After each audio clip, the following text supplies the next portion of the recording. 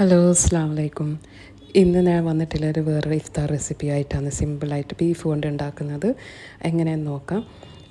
ഇത് പെട്ടെന്ന് തന്നെ ആവുന്നത് കുറച്ച് ബീഫിൻ്റെ ഐറ്റം ഉണ്ടെങ്കിൽ നമുക്ക് പെട്ടെന്ന് തന്നെ ആക്കിയിട്ട് നമ്മൾ ഇഫ്താറിന് റെഡിയാക്കി വെക്കുന്നതാണ്. അതിന് വേണ്ടിയിട്ട് അരക്കപ്പ് പാല്, ഒരു ടീസ്പൂൺ ഈസ്റ്റും കൂടിയിട്ട് കലക്കി വെക്കാം. പിന്നെ ഇതിന് ഞാനിപ്പം 2 കപ്പ് പൊടിയാണ് എടുത്തിട്ടുള്ളത്. ഉപ്പും കൂടി ചേർത്തിട്ട് ഇത് നല്ല ഡഫായിട്ട് എടുക്കാം. ആദ്യം ഉപ്പും ഈസ്റ്റും ഞാനിപ്പോൾ ഇവിടെ യൂസ് ചെയ്തിട്ടുള്ളത് ഇൻസ്റ്റൻറ്റ് ഈസ്റ്റാണ്. അപ്പോൾ അതെല്ലാം കൂടിയിട്ട് നല്ലോണം മിക്സാക്കി കൊടുക്കുക. പഞ്ചസാരയും കൂടി ചേർക്കുന്നുണ്ട്. പാല് ചേർക്കുമ്പോൾ അരക്കപ്പ് പാലും അരക്കപ്പ് വെള്ളവും കൂടിയിട്ടാണ് മിക്സാക്കിയിട്ടാണ് ഞാൻ ചേർക്കുന്നത്. ആദ്യം എല്ലാം കൂടിയിട്ട് നല്ലോണം ഒന്ന് കുഴച്ച് കൊടുക്കാം. ആദ്യം കുറച്ച് അരക്കപ്പ് പാൽ ഒഴിച്ചിട്ട് ഇതിങ്ങനെ നല്ല മിക്സാക്കി കൊടുക്കുക. എന്നിട്ട് കുറേശ്ശെ ആയിട്ടാണ് വെള്ളം ചേർത്തിട്ട് മെല്ലെ മിക്സാക്കി കൊടുക്കുന്നത്. പാലും വെള്ളം ഒന്നിച്ച് തന്നെ ഒഴിച്ചാൽ ഡഫ് കുറച്ച് സോഫ്റ്റ് ആവും. മെല്ലെ ഓരോ ഡഫിന് പൊടികളൊക്കെ ഇങ്ങനെ മെല്ലെ മിക്സാക്കി എടുത്തിട്ട് നല്ല ടഫായിട്ടുള്ള ഡഫാണ് ഇതിനെ ആക്കി കൊടുക്കുന്നത്. പിന്നെ നമ്മൾ ബേക്കിങ് ചെയ്യുക. ഈ സ്നാക്ക് എന്ന് വെച്ചാൽ ബേക്കിങ് ചെയ്യുക, നമ്മൾ ഫ്രൈയും ചെയ്യുക. ഞാനിപ്പം കാണിക്കുന്നത് ഫ്രൈ ആണ്. അപ്പോൾ ഇത് നല്ലോണം കുഴച്ച് നല്ലോണം മിക്സാക്കിയിട്ട് സോഫ്റ്റ് ഡഫാകുന്ന വരെ മിക്സാക്കി കൊടുക്കുക. നിങ്ങൾക്ക് സ്റ്റാൻഡ് മിക്സർ യൂസ് ചെയ്യുന്നതാണെങ്കിൽ അത് എളുപ്പമായിരിക്കും. എന്നിട്ട് അത് കവർ ചെയ്തിട്ട് അത് പൊങ്ങാൻ വെക്കാം. ഇപ്പം നമ്മൾ മസാലയ്ക്ക് ഓയിലും ജീരകവും പിന്നെ ഉള്ളി ഞാൻ ഇപ്പം ജസ്റ്റ് തിൻ സ്ലൈസായിട്ട് മുറിച്ചിട്ട് ഉള്ളിയാണ് ഞാൻ എടുത്തിട്ടുള്ളത്.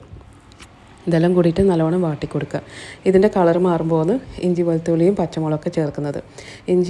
പച്ചമുളക് ഞാൻ പറയുന്നത് ഇപ്പം 2-3 പച്ചമുളകാണ് ഞാൻ ചേർത്തിട്ടുള്ളത്. നല്ല എരിവ് വേണം. അപ്പോൾ ഈ സ്നാക്ക് എന്ന് പറയുമ്പോൾ ബീഫല്ലേ, അപ്പോൾ നല്ല എരിവുണ്ടെങ്കിൽ നല്ല ടേസ്റ്റ് വേണം. അപ്പോൾ മഞ്ഞൾപ്പൊടിയും ഗരം മസാലപ്പൊടിയും പെപ്പർ പൊടിയൊക്കെ ഇട്ടിട്ട് കുരുമുളക് പൊടി അതെല്ലാം ഇട്ടിട്ടാണ് ബീഫ് എല്ലാം ഇട്ടിട്ടാണ്. പിന്നെ ഇത് മസാല വേഗമാവും, കാരണം ബീഫ് ഓൾറെഡി ഞാൻ കുക്ക് ചെയ്തെടുത്തതാണ്. അപ്പോൾ ബാക്കി വന്ന ബീഫാണ് ഇതിനെ കൊണ്ട് ചപ്പുവെല്ലാം ഇട്ടിട്ട് നമ്മൾ മസാല പാകപ്പെടുത്തിട്ട് അത് മിക്സ് സൈഡാക്കി വെക്കുക. അപ്പോഴത്തേക്ക് നമ്മൾ ഈ മാവ് പൊങ്ങി വന്നിട്ടുണ്ട്. അപ്പോൾ അത് 2 ബാച്ചായിട്ട് എടുക്കുക. അപ്പോൾ ഇത് റോൾ ചെയ്തിട്ടാണ് ഞാൻ പിന്നെ സൈസാക്കിയിട്ട് വെക്കുന്നത്.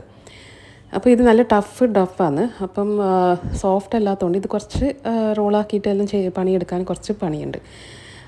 ഇതിങ്ങനെ ബോൾസ് ആക്കിയിട്ട് വെക്കാം. ഡിവൈഡ് ചെയ്തിട്ട് ബോൾസ് ആക്കിയിട്ട് ഒരു ബൗളിലേക്ക് മാറ്റി വെച്ചിട്ട് അതൊന്നും കൂടി പൊങ്ങാൻ വെക്കാം.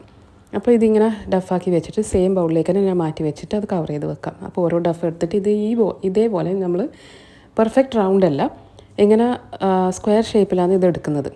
അപ്പോൾ സ്ക്വയർ ഷേപ്പ് എന്ന് പറയുമ്പം നമ്മൾ റോളല്ല ആക്കുന്നത്. അപ്പോൾ റോള് ചെയ്യാൻ ഈ ഒരു സ്ക്വയറാണ് ഉദ്ദേശിക്കുന്നത്. റൗണ്ടായില്ല. റൗണ്ടാകുമ്പോൾ നമ്മൾ ഈ സൈഡൊക്കെ ഇങ്ങനെ ഒന്ന് ബാക്കിയായി വരും. അപ്പോൾ നമ്മൾ ഈ മിക്സ്ചർ നല്ലോണം തന്നെ സൈഡിലാക്കി വെച്ചിട്ട് ഇതേപോലെ റോൾ ചെയ്തെടുക്കുക.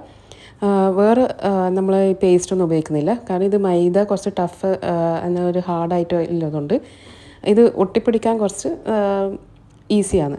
അപ്പോൾ ഇത് റോൾ ചെയ്തിട്ട് മാവ് തന്നെ ഇങ്ങനെ ഒട്ടിച്ചു കൊടുത്താൽ മതി. അതിൻ്റെ 2 ഭാഗത്തും സൈഡും അതിൻ്റെ ബക്കലും കോർണേഴ്സൊക്കെ ഒന്നിങ്ങനെ ഫോൾഡ് ചെയ്ത് കൊടുത്താൽ മതി.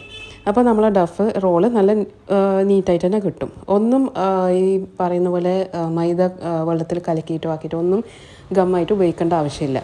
കൈ കൊണ്ട് തന്നെ ഇങ്ങനെ ഒന്ന് നുള്ളിക്കൊടുത്താൽ തന്നെ ഇത് നല്ല ഡഫായിട്ട് നമ്മൾ ഷേപ്പ് ചെയ്ത് കൊടുക്കാം. ഒന്ന് റോൾ ചെയ്ത് കൊടുത്താൽ നമ്മളെ മസാല ഉള്ളിൽ നല്ല പിടിച്ച് നിൽക്കും. അപ്പോൾ ഇതേപോലെ തന്നെ പിൻ ചെയ്ത് കൊടുത്തിട്ട് നമ്മൾ റോൾസൊക്കെ റെഡിയാക്കി എടുക്കാം. ഇപ്പോൾ ഞാൻ ആദ്യം കാണിച്ച മെത്തേഡ് സൈഡ് ഇങ്ങനെ വെറുതെ ഒന്ന് റോൾ ചെയ്യുന്നതാണ്. അല്ലെങ്കിൽ നിങ്ങൾക്ക് ഈ ഒരു മെത്തേഡും കൂടി ചെയ്യാം. ആദ്യം റോൾ ചെയ്തിട്ട് പകുതിക്ക് റോൾ ചെയ്തിട്ട് തന്നെ പിന്നെ മറ്റേ 2 സൈഡും കൂടിയിട്ട് ഉള്ളോട്ടേക്കാക്കിയിട്ട് ഇങ്ങനെ ഇത് കിട്ടും. അപ്പോൾ എന്നിട്ട് ഇങ്ങനെ പിൻ ചെയ്ത് കൊടുത്താൽ മതി. അപ്പോൾ 2 മെത്തേഡാണ് ഞാനിപ്പോൾ ഇവിടെ കാണിച്ചിട്ടുള്ളത്. ഇത് കാണുന്നില്ല. ഇത് ഇങ്ങനെ ചെയ്യുമ്പോൾ സൈഡിലില്ലതൊന്നും കാണൂല, പുറത്ത് നമ്മളെ ഇത് കാണൂല. പിന്നെ നിങ്ങൾ വിചാരിക്കണം ഇത് കട്ടിയാണ്, ഫ്രൈ ചെയ്യുമ്പം വേകാണ്ടിക്കോ, അങ്ങനെയൊന്നുമില്ല. ഫ്രൈ ചെയ്യുമ്പോൾ അതിൻ്റെ മെത്തേഡ് ഞാൻ കാണിച്ചുതരാം. ഇതിപ്പോൾ ഇങ്ങനെ ചെയ്താലും നിങ്ങൾക്ക് പെട്ടെന്ന് തന്നെ ആയിക്കിട്ടും. അപ്പോൾ നമ്മൾ ഡഫെല്ലാം ഇത് റെഡിയാക്കിയിട്ട് ഇങ്ങനെ ചെയ്തിട്ട് തന്നെ നിങ്ങൾക്ക് ഫ്രീസറിൽ വെക്കാം. ഫ്രീസ് ചെയ്തിട്ട് നിങ്ങൾക്ക് ചെയ്യാം. നമ്മൾ സമൂസൊക്കെ നമ്മൾ ഫ്രീസറിൽ വെക്കുന്നില്ലേ, അതേപോലെ തന്നെ ബീഫിൻ്റെ ഈ റോള് നമുക്ക് അങ്ങനെയും ചെയ്യാം. എന്നിട്ട് ഇപ്പോൾ ഞാനിത് ഫ്രൈ ചെയ്യുന്നതിന് കോട്ടിങ് ആദ്യം കൊടുക്കുന്നത് മൈദയും വെള്ളം കലക്കിയതാണ്, കുറച്ച് ഉപ്പും കൂടി ചേർത്തിട്ട്. പിന്നെ കുറച്ച് ബ്രെഡ് ക്രംസിൻ്റെ കൂടെയും തന്നെ നല്ലോണം കോട്ട് ചെയ്ത് കൊടുക്കാം.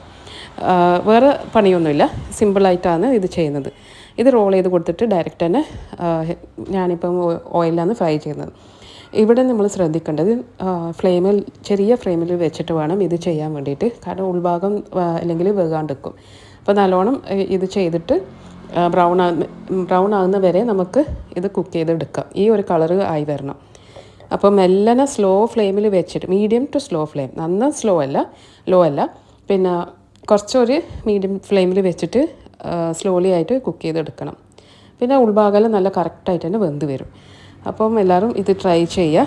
ഈസിയാണ്, വലിയ സാധനങ്ങളൊന്നും വേണ്ട. നമ്മുടെ വീട്ടിലുള്ള കുറച്ചൊരു ബീഫ് ഉണ്ടെങ്കിൽ തന്നെ നമുക്ക് ഈ നോമ്പിനൊക്കെ നമുക്ക് ഇങ്ങനത്തെ ഒരു സ്നാക്ക് ബീഫ് കൊണ്ട് ചെയ്യാവുന്നതാണ്.